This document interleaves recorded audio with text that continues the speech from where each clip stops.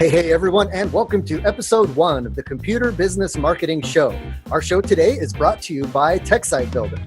SiteBuilder is a hosted website builder that allows you to quickly and easily get a clean and professional website up and running for your computer or tech-focused business. Save time and frustration with SiteBuilder. Learn more at techsitebuilder.com. And it's also brought to you by the DC Unconvention 2017, the second annual conference for IT business owners. Learn from fellow techs and business owners, get business strategies that work in the real world, and discover new tech. Learn more at unconvention.io. On today's show, we talk about new marketing trends that we think will be important in the coming months and years. Also, Paco recaps the Sales Mastery intensive workshop that he attended, and I talk about a new system I'm using to maximize the profit I take out of my business. All that and so much more coming up right now.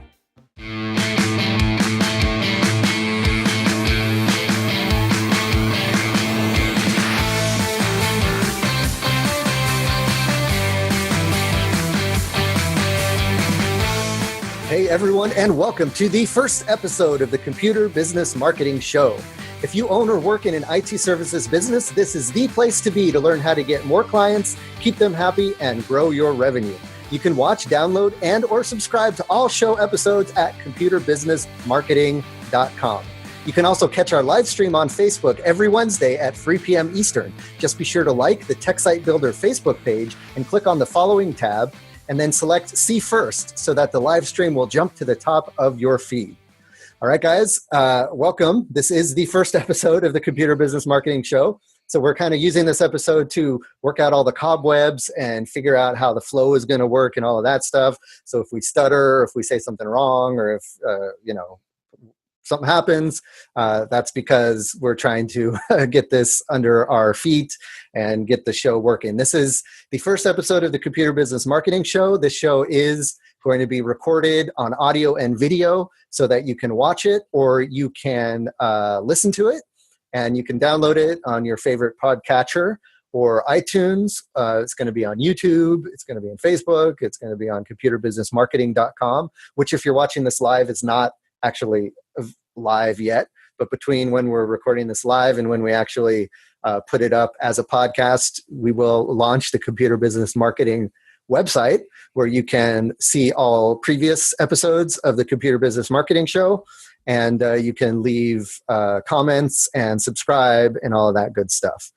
So without further ado, let me introduce my co-host, Paco LeBron. How you doing, Paco? In visual form, nonetheless. I'm doing well, Matt. I know we've took a little bit of a hiatus from our last show. A lot of people have been asking, and I think even some recent loyal fans just found out recently that we kind of retired the show. Seems like it's kind of traumatic for Brian over there. Yeah, so sorry for the heart attack there, Brian, but we're back. We are hoping to get a little bit more niche down, really focusing on what a lot of you guys have really been asking us about, and hopefully, like as always, try and bring you a lot more value to help scale your business.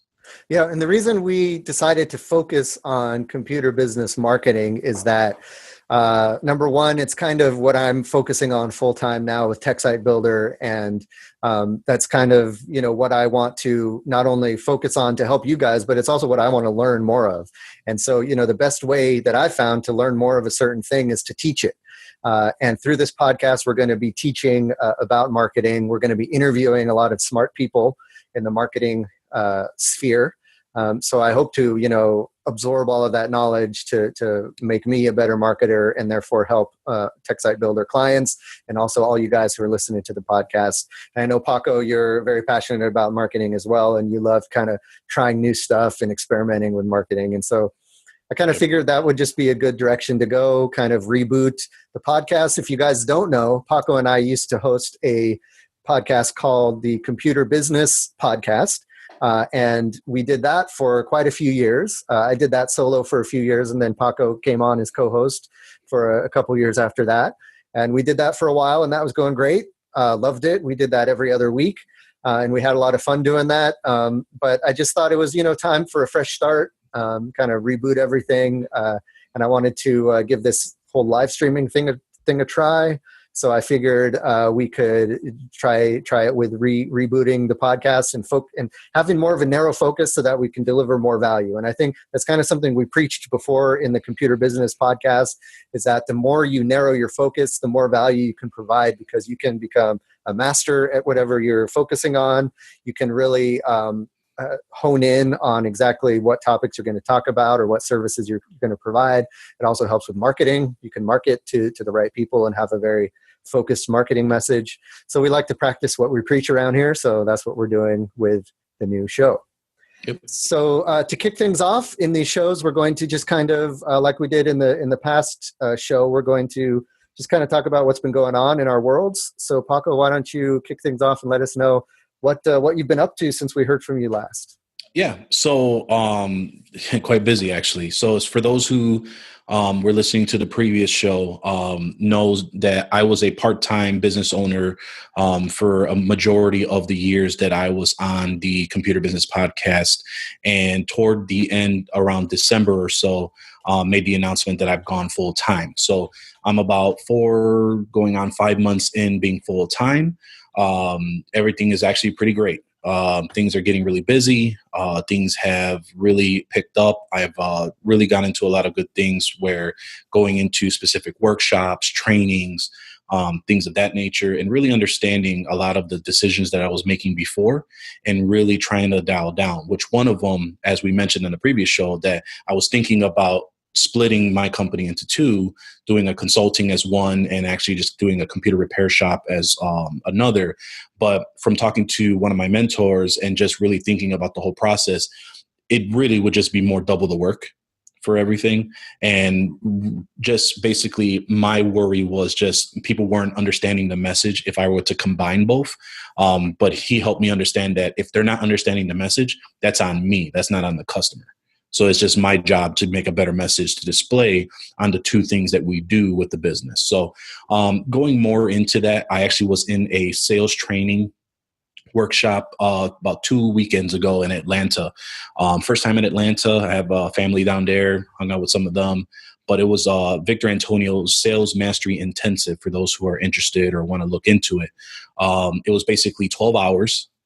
From 8 in the morning Saturday to 8 p.m. And it actually went a little bit over on basically helping create a custom sales process for whatever niche it was. And he actually was there with each individual, because there was only 12 people. And he actually helped me design not only my sales process, but my presentation process of when I'm trying to close a particular bid or a deal and get that contract for the business. So there was a lot of great takeaways. I mean, there's so many of them that I don't even know, as far as which ones to list, but essentially that's kind of what we ran through. But the presentation piece was really key in understanding that when you end a sales proposal with "what do you think?", you've just basically lost the sale, because you've handed the control over to the prospect. And a lot of those change of verbiages really helped with actually gaining a lot more sales. That's cool. Yeah. What I found, a lot of the sales process is really kind of around just controlling the situation, and Yep. and it's it's more. Sometimes it's also has to do with you interviewing the client as much as it does with them interviewing you, and you want to make sure that they're going to be a fit for you, as well as them figuring out if you're going to be a fit for them, and controlling the process so that they know that you have a certain way of doing things, and that. And that way it sets you up to be in control of the service moving forward once they do decide to go with you. Yep. So exactly. Yeah, that's cool. Yep, exactly. And then like one real quick thing that he covered is, like, for all of us, we always know like the specific phrases certain prospects would say, such as "I don't have time right now," or "I can do it myself," or "I can't afford to be down for that amount of time." The process is called response block, or block response selling. So basically it's helping block those phrases, those common phrases that we know we get all the time when trying to get a prospect to close on a bid. And we help block that before they even bring it up. So that way it helps answer a lot of those questions that we know we constantly get when trying to close on a prospect. And that was one of the big pieces of this training.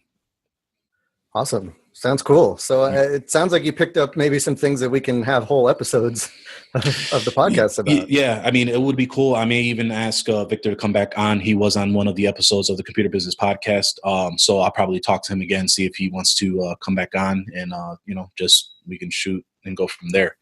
Yeah, I'd love to be able to like bring back pretty much everybody we had as guests on the previous show, bring them back on this show, because now that we have more of a narrow focus, we can really talk about, dig into the marketing stuff, dig into details and get their take on it. So I definitely love to have Victor back and all of the other folks that we had as guests before, bring them back on and pick their brain and get them on the new format, get them on video.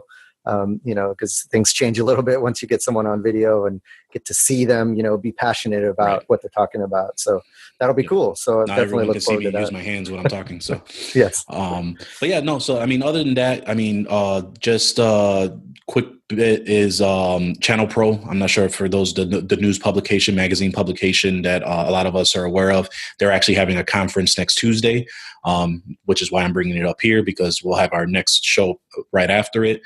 So those in the area, I believe if you register, it is a free conference to get into. It'll be in Rosemont. It'll actually be a day training for SolarWinds for those who are on the SolarWinds product May 1st. May 2nd is the actual conference. So I'll be there with a couple other guys from the community, those from like Podnuts, such as John Dubinsky, Jerry Bransfield, and some others. So definitely feel free to stop by, say hello, and just wanted to get that out there for those that have not heard of Channel Pro. Just go to channelpro.com and you'll be able to see that events tab for the conference for Chicago. Cool. Love the live events, getting out there, networking, talking to folks. Awesome. Yep. So how about you? Yeah. So, I mean, part of the reason why it took so long to get this new podcast started, or this new show started, I got to stop calling it a podcast, because people are going to be watching it live or watching it on YouTube or listening to it. So it's more than just a podcast. It's a show. So the reason why it took so long for us to launch the show was because I went away for military training. So as some folks know, I'm in the National Guard, and every now and then I got to go away for the military training. Basically, you have to go for training if you want to get promoted to the next rank. So I went to the training I had to go to in order to be eligible to get promoted to the next rank. And that training was to go off for 2 weeks to Virginia Beach, Virginia, do some training over there. So that's what I did. So I was gone for 2 weeks, and I pretty much couldn't do anything else while I was there. I tried to work a little bit, do a little bit of planning for the show, but it was an intense schedule. I mean, even the weekends we were working, 5 a.m. until 8 p.m. at night. It was just nonstop stuff. So I really didn't have much time. So after that was done, then I had to play catch up with all the client work that I missed while I was gone. Finally, that's been all caught up. And so now we're able to start doing the podcast again. So that's just one of those things that I always kind of bring up every now and then. I talk about the military stuff because it's just always a good reminder that whether it's military training or whether you're sick or you want to go on vacation or you have an emergency, there might be times when you're away from your business. You want to be able to plan for that. You want to have a plan in place for that. You want to have contingencies in place for that. So just keep thinking about that. Whenever I go away, I'll mention it again because I don't think we can remind you guys enough that you just want to be prepared if you're going to be away from your business. And even if you aren't ever away from your business, it might be a good idea to maybe, schedule some vacation time, get away for a little while. And truly get away, not just, go somewhere with your laptop, but like truly get away and be out of touch with your business for a little while. It does a body good. So it was kind of refreshing for me to go away for military, even though it was a lot of intense work. When I came back, I felt mentally refreshed and ready to jump back into the business and hit the ground running. So that was that. Also, I just wanted to mention something I've been working on. There's this book called Profit First that I was introduced to through another mastermind group that I'm in. And the book is basically kind of a mental shift for me about how to treat my finances. And it basically tells you that, for every for all the income that you bring in from your clients, you want to immediately separate it out into different bank accounts. And you want to actually physically separate it out. So you should have a bank account for what you're going to pay yourself, a bank account for your profit, a bank account for your tax, what you're going to pay for taxes, and a bank account for what you're going to put back into the business and pay expenses, pay with expenses. And so they have a formula of percentages worked out. And basically you want to make sure that you're putting money into a profit account first. And that's money you don't touch. It's almost like a savings account. But that's basically the way the book describes it, is it's money that shows how your business is growing. So the more money you put into the account, the more it shows your business is growing.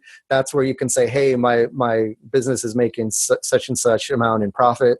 And hey, I can prove it because I have this account over here that's just racking up this money and it's increasing. So that's profit. That's only about 5% of what you earn, though. So it's just a small percentage of money that goes over there. Half of what you earn goes back to you to pay yourself and pay your bills and all the personal stuff. And then the rest of the money, some percentage goes to taxes and the other percentage goes to expenses.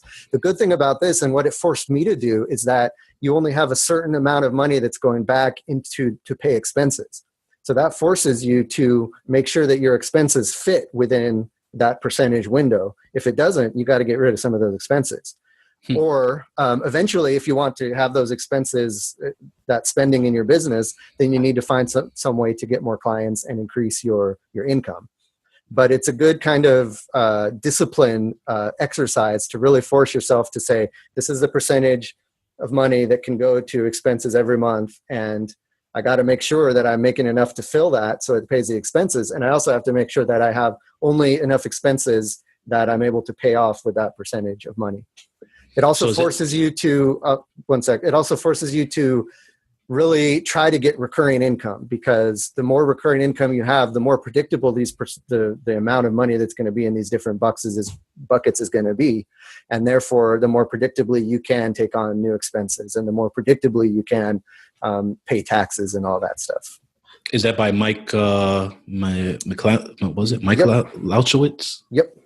Okay. Yep. Michael Witz or something like that. Yeah. Gotcha. Yeah. I think the Podnuts guys have talked about this book as well, along with another one, I believe by him or by another author. They mentioned these both, that and the Pumpkin Plan. Is that the Pumpkin Plan guy? Oh yeah. I think, cool. I'm not sure, but cool. I know that those books have been mentioned together. I don't know if that's by the same guy. So yeah. It's very helpful. It just it's a good mindset shift. I also I've taken this on 100%. So I have a spreadsheet where I'm following, the percentages of the income and how to split it up. I have it connected to my Stripe account via Zapier, so that every time a new payment comes into Stripe, it automatically adds it to my spreadsheet. So I can see immediately what percentage. And then every week I just look at my spreadsheet, say, okay, I got to take this money, put it here. I got to take this money, put it here. And so I'm doing it once a week. And that way I don't, get ahead of myself, or I don't get tempted to spend some of the money that's going into my main bank account. Gotcha. And so far so good. I just started it last week, so I don't know how effective it's going to be, but it's just, it helps me at least think in a more strategic way about my money, where it's going and how I'm using it. Yeah. It's one of those where I have the book, but I haven't had a chance to read it. So I got to get to it eventually. Cool. All right. So, that is that. So we're going to jump into the featured topic, but first I want to give a shout out to our first sponsor. This show is also going to have sponsors. The first sponsor is going to always be a sponsor, and that is who the show is provided by. The show is brought to you by SiteBuilder. So SiteBuilder is the main sponsor of the show. SiteBuilder is my company. This is a company that I've built up over the last few years. It is a way for you as a computer business owner to have a quick and effective website, get it up and running, and then have that managed and hosted for you, so you don't have to worry about keeping it updated or secure. We provide all the tools for you to build your website and make it effective. We provide you videos, instructional videos to get you started and get you building the website. We give you all the tools you need to market your services.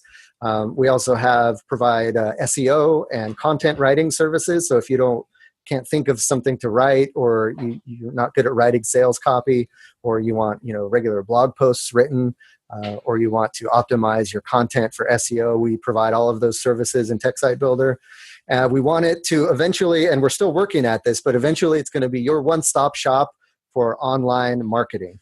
And that includes, and that all starts with your website, but we're going to branch out into all these other things that we've already started to do, like content and SEO.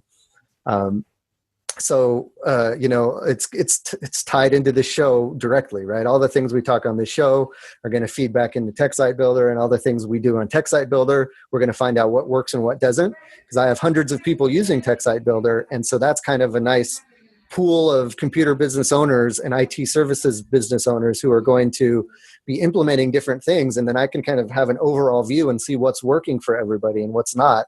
And then I can take that kind of aggregated data of what's working and what's not working for computer business websites and share that on the show. So whether you are a SiteBuilder user or not, you can take advantage of that and make your website as effective as possible. So just a real quick spiel. Every time you listen to the show, I'm going to be talking about SiteBuilder, so I'm not going to make it long.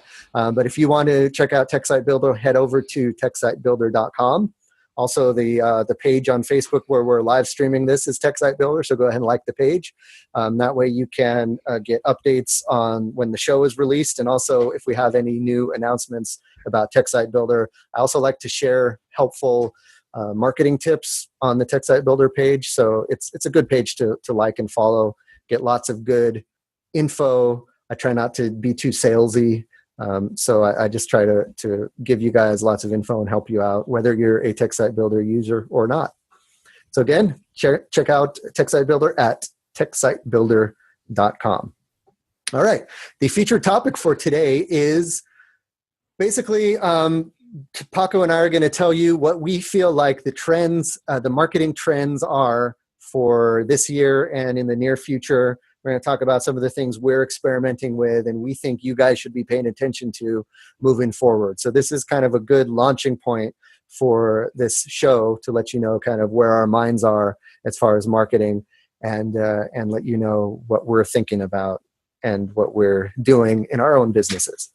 So Paco, I'll let you go ahead, since I've been talking a lot. I'll let you go ahead and get started. You can start mentioning some of the marketing trends that you're seeing these days. Sure. So one of the things, which is like obviously everyone loves to talk about social media. One of the cool things that I'm seeing, especially specifically with the visual ones, Snapchat and Instagram, they're starting to use a lot of the stories / I guess there's stories on both of them. They're actually but one is going to be geo filters. So a lot of people are actually using Snapchat because you can build a custom geo filter very easily. You can have it designed by a graphic design company, graphic designer, or even going over to Fiverr. For those who have heard of Fiverr, Fiverr.com, you can get one designed from one of the people over there. And essentially, it's basically they're using them not as a filter, but more as a billboard. So essentially the way that Snapchat has it available is you can actually make a geo fence on a particular area that you want.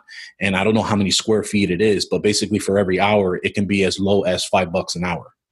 So I've actually ran through the process myself, kind of see how it all works out. And it's interesting that they're using this more as a billboard / advertisement on a physical location. Versus, like, let's say, for me, there's a train station, one of the two big ones right by my office, where people go from the city to over to the suburbs, and to pay for advertisement in that particular location is anywhere from $2,000 to $3,000, even as high as $10,000 for a particular billboard placement. So, which anybody who's walking around, they're going to look at their phones. So they're really probably not even paying attention to the advertisements. Now, the cool part about this is that Instagram, because since Instagram is literally, as we've been seeing, copying every feature known to man from Snapchat over to their platform, and Facebook, since Facebook owns Instagram, Instagram is coming out with a thing called location frames, which is basically Snapchat's geo filters. So I have a feeling once that's released in the US, because it is released, but outside of the US right now, those who are really gaining engagement from their Instagram and really highlighting Instagram stories, using that story or those filters per se for other people to use, are just using them more as a billboard notification to let people know about their services. So I've been really seeing that been popping up more, along with Twitter, as even though Twitter is basically like the footnote of like every other social media. I am seeing that a lot of people are starting to gravitate back to it to help engage with current customers. So they're looking for their current customers, seeing what they're talking about, engaging with them, and also using advanced searches in Twitter to answer specific questions about computer problems. So kind of establishing their brand on that platform and having them bring them over to, let's say, their site or something that they may be advertising on a profile. Yeah, like some brands even do a certain amount of customer service via Twitter. You know, they say, if you have a problem, reach out to us on Twitter. And some folks have found that like they get better responses from certain companies via Twitter than via their support. But of course, you want to make sure that no matter where you offer support, you're responding quickly. But yeah, I mean, Twitter is a great place for people to like ask questions and be able to kind of get a one-on-one back and forth with you, but yet it's public so people can see that back and forth and you know, get their own questions answered maybe. Yep. So yeah, so that's at least that's my section there for social media. I'll probably lob it back up to you for some of the things I know you've noticed on the trends as well. Yeah. Okay. So sticking with the social media theme, one thing that's been big, and you guys are a part of it if you're watching live right now, is live video. That's something that's, you know, just recently really kind of exploded, basically because Facebook decided to start doing it, and they decided to really make it widely available and super easy for anyone to be able to live stream. So this is kind of now it's integrated into a lot of the social media channels. Now is a perfect opportunity to experiment with it and try it out. And I know a lot of people are, and they're having a lot of success with it because more and more people are spending more and more time on social media. I know personally, I have Facebook open in a tab for most of the day. So it's over there, and I'll be going over there checking it out. A lot of people have said, you know, well, Facebook is where all consumers and residential clients are hanging out. But honestly, business owners are hanging out on Facebook all day just as much as regular people are.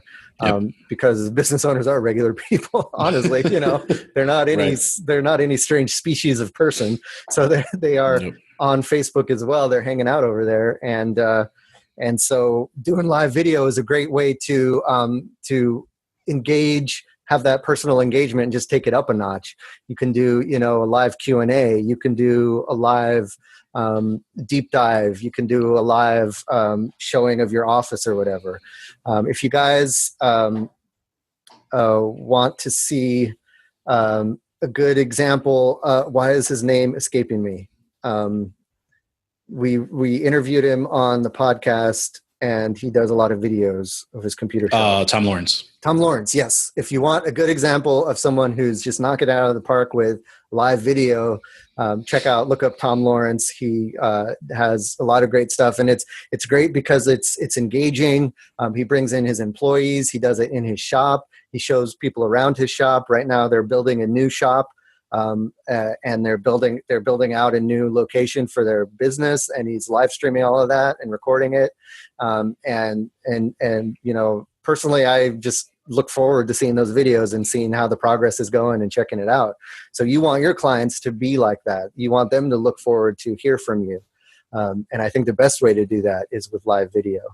So with social media, I think that's definitely something. Don't be afraid of being on camera. If you're not afraid to go to someone's house to fix their computer or to go to a business owner's establishment to have a meeting, then don't be afraid to live stream. It's the same thing, except you're just talking to a few more people at the same time. When you start to live stream, there's only going to be one or two people watching anyways. So you can kind of ease into it, start promoting it, and then people will start sharing it if it's useful. And eventually it can really help out your presence, your brand, and get you more clients. Going on to some things that I've been noticing, email actually has been picking up a lot, and especially different ways of trying to grab email. So what I've been noticing is that depending on our basically data collection as a whole. So sometimes people will have on their website, hey, sign up for my newsletter or whatever the case. I see that they've been getting really creative, whether it's either a white page tip sheet that they are advertising in social, but it comes into a lead funnel. And, or if they're kind of browsing the website, the pop-up comes up similar to some, like I use SumoMe. And that one has like an algorithm that can detect when that pop-up comes up for someone to collect the email address. And the more creative people are getting with offering free value to their customer, there is a little bit bigger of a return. Now, what I've also noticed is that if you're offering a physical item, you can basically collect whatever information you want, because everyone wants something tangible and they're willing to give out their information because it's free, versus something digital like a white paper, an ebook, things of that nature. So that's what I've been noticing. Email has actually been really on the uptick, and especially really trying to collect data. And I'm imagining they're mining that data to kind of get more information on who their audience is that's visiting their site versus just kind of wondering who's contacting them. Cool. Yeah, definitely. I think with the tools getting more sophisticated, it's helped email become more of a welcome marketing channel for business owners and for consumers, because they know that they're only going to get emails that are specifically tailored to them. So if they sign up, if they sign up for a service, but they sign up for package A and not package B, then they know, because email's getting smarter now, they know that their emails will only be relevant to package A. A lot of times people ignored emails or deleted them or unsubscribed because they'd be getting an email about package B, even though they were subscribed to package A. And they're like, well, this is, I don't care. And so they'd stop, they tune it out. But now, things are more sophisticated. Now you can focus and target and make the content more relevant so that people will be more engaged and it'll be more useful for them. And that's really what marketing, I think, is trying to get to, is instead of in the old days where you just put up a billboard and try to reach as many people as you can with your message and then hope that 1% of those people could use what you're selling. Now you're just taking that billboard, smushing it down, putting it on their phone to that 1% of people, making sure they who are interested see it only and not everybody else. And then that really helps you spend wisely, not need to spend as much money. And that makes people more interested in what they're seeing in advertisements, because now they're seeing advertisements that are focused on their needs instead of just blanket advertisements about, stuff that they have no use for. Yep. Cool. And that kind of brings me to another thing that I was going to talk about, and that is remarketing. That's something that we talked about on the podcast before, and I think it's just growing and growing and becoming more and more relevant. And remarketing is basically what happens online when someone visits your website and then leaves. Then you can target advertisements and marketing to them through Facebook, through Twitter, through online advertisement like Google AdWords and stuff like that. All of basically most all of the online advertising platforms these days have some sort of remarketing built into it, where you can install some sort of cookie pixel tracking code on your website that captures anybody visiting it and then follows them around, so that when they go to Facebook or when they go to Twitter or when they go to some website that has Google ads implemented, they will see an advertisement for your business. You can, and it's getting more sophisticated, so you can find out what page they visited. If they visited your MSP plan page, your package, your monthly packages page, then, but they didn't actually purchase, then you can create a Facebook ad saying, hey, here are some of the little known benefits to signing up for a monthly maintenance package. And that can be a Facebook video that you have in an ad that's only targeted to those people. So not only are you targeting people who are interested in your services, but you're targeting, the actual thing that those people are interested in.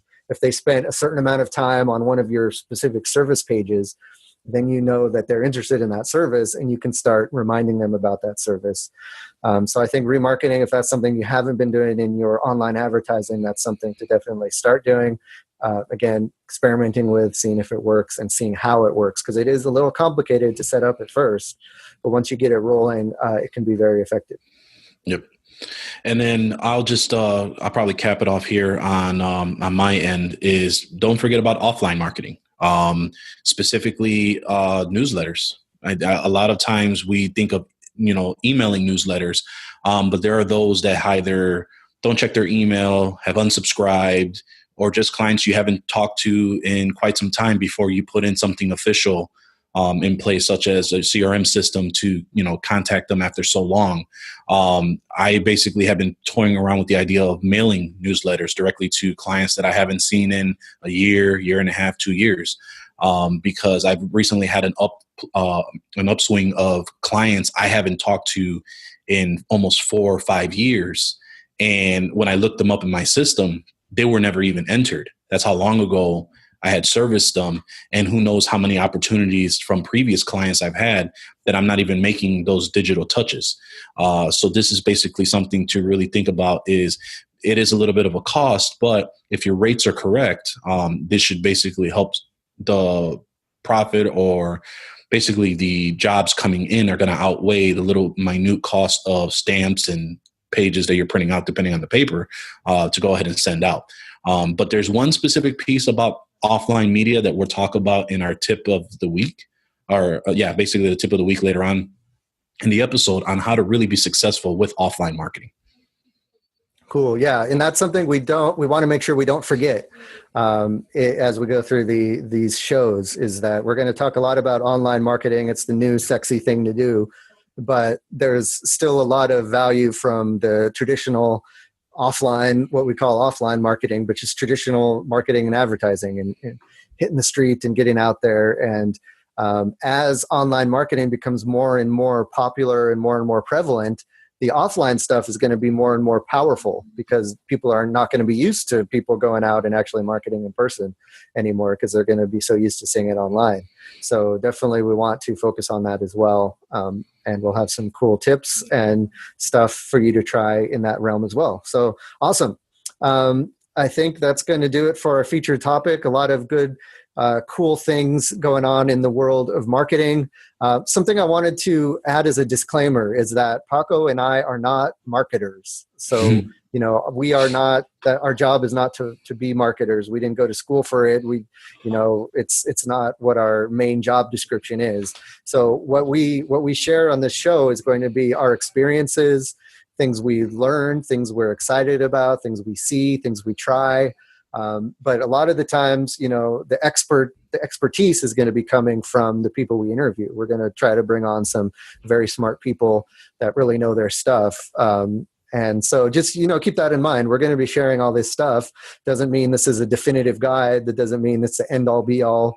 We're humble dudes. We understand that we don't know everything.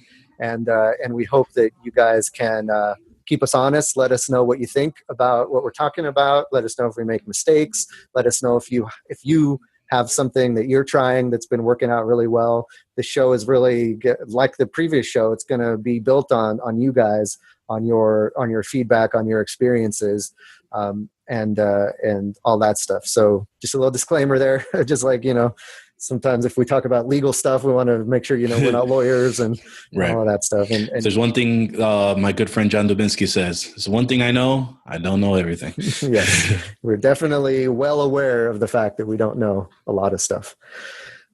Great. So before we jump into the tip of the week, let's give a shout out to our second sponsor. And our second sponsor is the DC Unconvention for 2017. So the Unconvention is a conference for computer business and IT business owners. And it's really kind of a conference reimagined. So the Unconvention we had it last year in Toronto. And it was a big success. We had a lot of great feedback from that, a lot of actionable stuff happening, a lot of networking, a lot of just, hanging out with other like-minded folks, a lot of brainstorming, stuff like that. So we're trying to kind of take what we did well from last year, kick it up a notch this year. And we're excited that SiteBuilder is hosting the Unconvention along with Instant House Call. We are bringing it to our home city here in the Washington, D.C. area. So we're going to be having the Unconvention in downtown Washington, D.C., just blocks away from the monuments and the museums and everything else. So I really urge you, if you can afford it, if you have some time that you want to take some vacation as well, head on out to the DC Unconvention, where we're going to be having, it's really, there's going to be some speakers, and we're still kind of working out the details of that. But what's really going to be valuable is the networking with your peers. We're capping the attendance at 100, so we're not going to have more than 100 people there. So it's really going to be a nice, intimate group of folks. You can get to know everybody. You can talk to everybody. It's not going to be overwhelming. There's not going to be people that you can't relate to who have like a super huge multi-million-dollar business, or hobbyists. It's really like for that middle ground where it's you as a solo technician, as a solo computer business owner, all the way up to, kind of the smaller MSPs and the smaller computer repair shops and those kind of folks. So you're all going to be able to network. And then we're going to have a lot of group activities. So things like workshops and community events and those types of things. So it's going to be a lot of fun. It's going to be a lot of actionable content. And right now we have early bird tickets available still. Those are actually going to stop being available probably before this is available as a podcast. So only you live viewers, that's another benefit of being a live viewer, is you get to take advantage of this stuff sooner than everybody else. But if you're a live viewer, head on over to unconvention.io and pick up your early bird tickets. That you can grab those. They're going to be available for about 5 more days. And then that way you can get a good price on tickets. Then we will see you in Washington, D.C. September 16th and 17th are the dates of the Unconvention. We're really excited about it. We hope to see you there. All right. So that's going to do it. Oh, we have the, again, we're going to kind of stumble around a little bit here, but we got one more section, and that is the computer business marketing tip of the week. So every week we're going to have a computer business marketing tip. It's going to be just a quick kind of digestible, actionable thing that you can take and implement in your business right away. And this week, the tip is brought to you by Paco LeBron. Yes. So basically, as I kind of alluded earlier, so whenever you're doing offline or any marketing as for that matter, all marketing campaigns should be tracked in some way, shape, or form. I mean, if you're unable to track your marketing efforts, there really just isn't a real way to say if it's successful or not. And a lot of these are really simple things to do at low cost, and especially like offline marketing, which I want to talk about specifically, is you can do all kinds of real cool things where you can do offline numbers that are not just your regular phone number, such as a Google Voice number, or there's other services that are out there that can give you a tracking number that will forward over to your main number to track calls that get passed out. Things like newsletter, blog posts, and things that you do for social media to drive traffic to your website. There are tracking URLs such as Bitly and TinyURL and so forth and so on, to really understand a lot of the traffic that's coming to your site, along with a lot of the major players like Google Analytics and so forth, to really understand what's coming in. So biggest tip of the week, and how we'll just close out the show, is really making sure that you track your marketing efforts, because once you track, you'll understand how to pivot and adjust so you can become more profitable and successful. Awesome. All right. Great tip. And that's going to do it for this episode of the Computer Business Marketing Show.